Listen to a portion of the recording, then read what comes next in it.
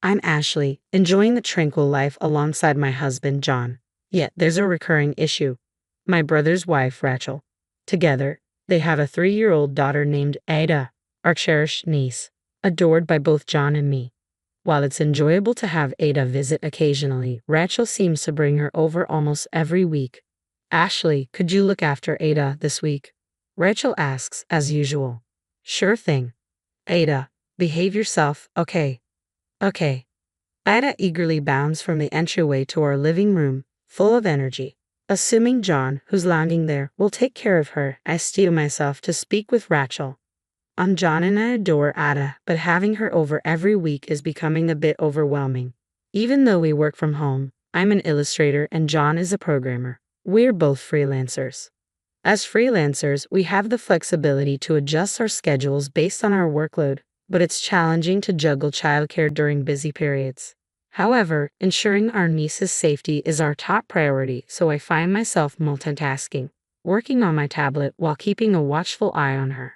I feel guilty for voicing my concerns to Rachel, my brother's wife, fearing it might strain their relationship, but the burden has become too heavy to bear. I'm truly sorry, but could today be the last day we watch Ada? I ask her gently. It's only later that I realize my mistake. She arches her eyebrows and sharply rebukes me. You wouldn't understand, Ashley, not having children of your own. Raising kids is incredibly tough. You can't possibly comprehend the challenges we face with Ada. Her words pierce my heart like daggers. It's because I'm infertile, I confess, feeling the weight of the admission. John and I have always dreamed of having children. We talked about it before we got married. But despite our efforts, we couldn't conceive. After seeking medical advice, we learned about my condition, which makes pregnancy extremely difficult. We're currently undergoing fertility treatments, which are physically taxing and financially draining. Each month, the hopeful anticipation of starting a family brings immense emotional stress for both John and me. Being blamed for not understanding the challenges of parenthood strikes a painful chord, especially amidst our struggles. But her accusations don't cease. Unlike you two who stay cooped up at home, I'm a sociable person. I have many friends who depend on me. Today, I brought Ada here because I'm heading to London to visit a friend. You two, who lead reclusive lives and don't contribute to society, should be grateful that I'm doing you a favor too. If you understand, take good care of Ada and stop complaining. After Rachel's heated departure, her scent lingering in the air, I re-enter the living room. John, evidently privy to the confrontation, wears an unusual frown. I didn't want Ada to witness all that, that's why I stayed back. But that was too much, he remarks, his tone edged with irritation. It's been roughly a month since little Ada began her weekly visits. Sensing it's time to address the situation, I resolve to call my brother Chris. Hey Chris. Hey Ashley. What's going on? It's been a while. Everything alright? I had been pondering Chris's decision to leave Ada with us. Despite his usual demeanor over the phone, my recent clash with Rachel left me on edge. So, with a hint of frustration, I broached the subject. Hey bro, Ada is adorable and all, but having her over every week is becoming quite the challenge. John and I have deadlines to meet as freelancers, you know? Some consideration would be appreciated. Ha! Ada? She's sleeping right now, he responded. Confusion set in as Chris claimed Ada was at home sleeping. When he sent a photo of Ada asleep, it didn't match the Ada we knew. I countered with a picture of Ada playing with John, to which he asked, "Who's that girl?" The last time I saw Ada with Chris, she was still a baby, unable to walk. The realization hit me that the child regularly left in our care, supposedly Ada, might not actually be her. But then, why would Rachel bring her over? Chris and I exchanged puzzled looks. Suddenly, John, who had been silently absorbing our conversation, tentatively addressed Chris. Chris, I apologize if I'm mistaken and I know this might be impolite, but have you noticed anything odd about Rachel lately?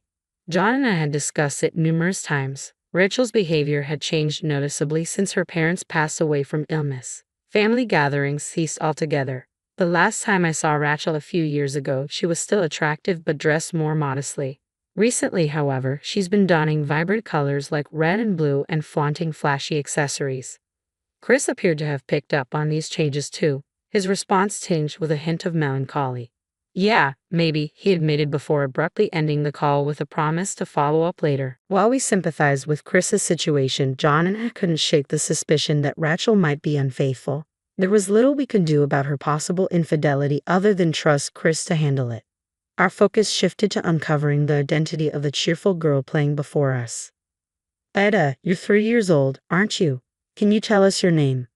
We had always assumed she was our niece, never bothering to confirm her name. But if she wasn't Ada, we needed to know. My heart racing, I questioned the girl, who responded with a beaming smile. I'm Ada Johnson. I'm 3 years old. After a brief exchange of glances with John, we praised little Ada, trying to maintain our composure. You said that perfectly, we chimed in, hoping to conceal our unease. We carried on as usual, not wanting Ada to sense our apprehension. The surname Johnson was unfamiliar to us, leaving us uncertain of the child's origin. Despite our confusion, it was evident that little Ada was innocent in all of this. Hoping to aid my brother in his investigation, I messaged him on WhatsApp, informing him that the girl with us was Ada Johnson. His reply was curt, "Understood, thanks." Later that afternoon, my brother showed up at our doorstep with another person in tow. Sorry to impose, but I need to discuss something with Rachel when she comes to collect Ada. Would you mind if we wait here? He inquired, and I readily consented, still harboring resentment toward Rachel for betraying my brother. As the evening slipped into night, Rachel stumbled into our home, clearly intoxicated. I'm back, Peter. I'm here to take you home, she slurred, oblivious to the impending tempest. As Rachel casually strolled back, seemingly on the verge of breaking, I greeted her with a forced smile. Hey, welcome back, Rachel. You seem a bit tipsy. How about I get you some water? That'd be great. Is this your way of making up for the nonsense you spouted earlier? As Rachel entered the living room, her usual cheerful demeanor contrasting with her slightly inebriated state, Ada was engrossed in play on the lap of a woman. Rachel glanced at the scene with confusion, noticing the woman's disapproving glare. Who's that? Did you hire a sitter? Nice to meet you. I'm Katie Johnson, Ada's mom. What? Rachel's surprise was so profound she couldn't even grasp the glass of water I offered, stumbling backward until she collided with a corner and tumbled to the floor. I watched her sprawled there, offering no assistance, when my brother's voice echoed from the entrance. I've brought him. Why is Chris here too? Rachel, still on the floor, exclaimed as my brother ushered in a man with flamboyantly colored hair. Rachel blanched at the sight of the man, and he paled upon seeing Katie. My brother directed Rachel and the unfamiliar man to sit beside each other. Though unbidden, they both attempted to straighten up, but their posture remained uneasy, their eyes darting about with evident unease. Because it wasn't suitable to subject a child to such a tense situation, John, who had been entertaining Ada in the adjacent room, whisked her away. With everyone assembled, my brother assumed command, fixing his gaze on Rachel and the man. I never thought my close friend would betray me with my wife. Isn't that right? No? No. An acquaintance from Chris's high school years still kept in touch and occasionally visited Chris's home. Chris had always felt uneasy about the way Noah looked at Rachel. I always figured if Rachel was going to stray, it'd be with you. But to find out it's actually you, and you have the nerve to leave your own kid with my sister and her husband. What the hell, man? Chris, once a notorious troublemaker in their small Nebraska town, had since settled into a corporate job, but his confrontational side resurfaced when he faced Noah. At Chris's chilling accusation, Noah let out a pitiful scream. Oh no, he replied in a trembling voice before continuing. It was Rachel who initiated everything. She sought me out at my salon, specifically asking for me. She confessed she had feelings for me. You can't just put this all on me. You were just as involved. You two morons. The first thing you need to do is apologize. Chris's words prompted Rachel and Noah to start apologizing, or so I assumed. However, it became clear that Noah, who could calmly leave his daughter with strangers, wasn't operating on a normal wavelength. Noah, pointing at the tearful Katie, raised his voice. It's all her fault. She barely pays attention to me, so I felt lonely and cheated. If anyone's to blame, it's Katie. Don't you dare deflect. Katie's sudden outburst startled Noah. When Chris brought her closer, she exuded quiet elegance. I never imagined my husband would entrust Ada to strangers while I'm at work. I'm deeply sorry. The usually humble Katie's fury was palpable. What do you mean you cheated because you felt lonely? Have you no self-control? And leaving Ada with strangers? Why would you do such a thing? Katie's frustration was evident, and it's because Rachel mentioned her sister-in-law and her husband are childless with nothing but time on their hands. So they're a convenient option, right? But we may not have kids, but we work from home. We're not babysitters. I told Rachel this morning. We're struggling. We never imagined you were using us to care for your mistress's child as if it were your own. But is that okay? Maybe I'll be blamed for cheating, but I've just shown a childless couple what it's like to have kids. What? The voice that escaped, resonating deep like Chris's, drew my attention to Rachel, who bore a striking resemblance to her partner. She uttered a pitiful, "Oh no," before erupting. "This is none of your business, adults. We've been struggling to conceive. You were aware of that, weren't you? Your constant insensitive remarks have been infuriating. But I tolerated them because you're Chris's wife. Not anymore. Let me make it clear, you're incredibly rude. Bringing a stranger's child into our home without permission, and your garish makeup that doesn't suit your age, your overpowering perfume." When I finally voiced my long-held thoughts, Rachel flushed crimson, realizing she had no ground left to stand on. She bit her lip, remaining silent.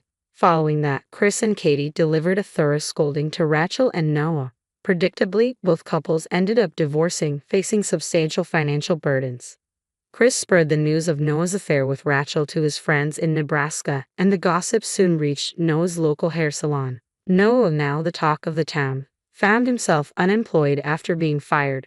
Rachel, previously a homemaker, struggled to secure employment, lacking work experience since she became a housewife straight out of college. Unsurprisingly, her job hunt proved arduous. Upon discovering her infidelity, Rachel's parents disowned her, leaving her to scrape by with sporadic odd jobs. Both Rachel and Noah lost not only their jobs but also their families due to their indiscretions, finding themselves in a pitiable state.